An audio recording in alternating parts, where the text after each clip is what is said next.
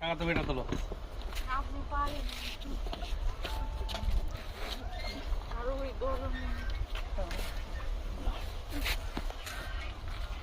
আমি আর 2 দিন আসি ভাই, তারপরে আবার সুন্দরবন না পাথরঘাটে না।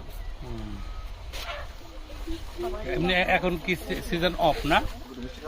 সিজন তো শেষ বললো।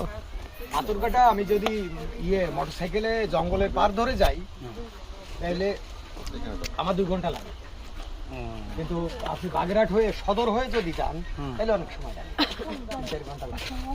কিন্তু আমি তো তা করি না, আমি তো জঙ্গলের পার ধরি। একটু চা আনছে, চা খেয়ে নিন, বসেন বসেন। বসে চা খেয়ে যাও, এনার্জি পাওয়া যাবে না। না এই চাটা মুখে দিয়ে দেখে।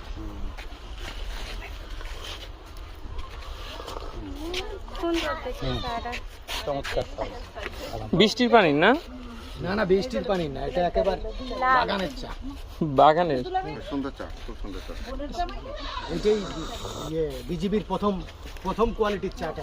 বিজিবি হচ্ছে চা হচ্ছে বিজিবির দখল, ও, চাটা বিজি আন্ডারে না? বিজিবির আন্ডারে। এই চা ওরা বাজারজাত করে না। না, এই জিভের সাথে যে চাটা যদি স্বাদ এই চার একটা আঠা পাও তাহলে ওইটাই মনে করো। এই চাটা ওরা বাজারজাত করে না। এই যে আমরা ওরা যারা মাথা ধরা লোক আছে তারা খেয়ে ফেলে। সিলেটের মনে করো যে আপনি কি অর্ডার দিচ্ছিলেন নাকি আপনাকে এমনি দিল সৌজন্য? অনেক ডিজি প্রায় চলে আসে। ও আচ্ছা আচ্ছা। সাফির উনি যখন ডিজি ছিলেন তখন একজন বলতেন সর্দার ঘরের উপরে হেলিকপ্টার চালায় তোমার ঘর ভেঙে দেবে।